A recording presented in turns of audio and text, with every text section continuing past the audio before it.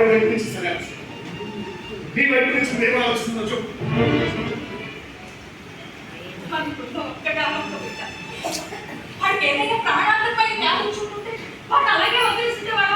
అలాగే నా పద్ధతి అనసూయ ఏదో చేసి బ్రతికించుకునేవాడు.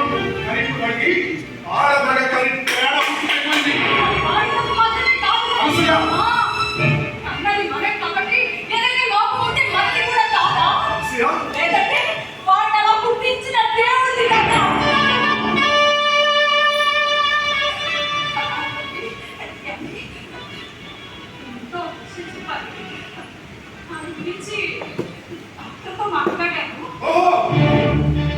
డాక్టర్తో కూడా మాట్లాడేసిందా?